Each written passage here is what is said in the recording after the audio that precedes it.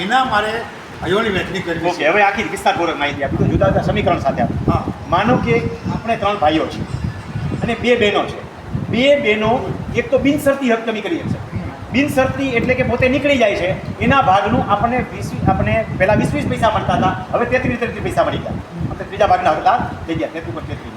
પણ બેન ઈચ્છે કે આ ભાઈ સાથે મારે સારા સંબંધ છે, રમણીકભાઈ મારા સારા સંબંધ નથી, તો તમારી એકની તરફેણ મારું જતો કરી શકશે. બરાબર. એ પણ વહેલી છે તો મારું 20 પૈસા જ રહ્યા, તમારામાં એના 20 + 20 40 થયા અમને પણ બધા ચિંતા પડે. અને એમને એના ભાગ પૂરતા જે આવતા હોય એ મળે. ટૂંકમાં દીકરીઓ જે છે એ હક કમી 2 રીતે કરી શકશે.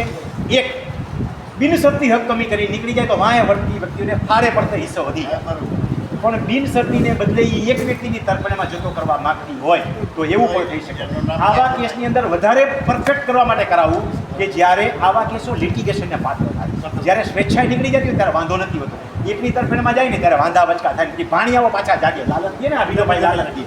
આવા કેસની અંદર બેનને સબ રજિસ્ટર કચેરી લઈ જઈને ડોક્યુમેન્ટ કરવા એટલે લોઢા લાકડા જેવું થાય. એને પછી ચેલેન્જ થઈ શકે નહીં અને પરફેક્ટ કામ થાય. હવે સેલરીના આધારે દાબા દોઈને નોંધ કરવાની એન્ટ્રી પાડી.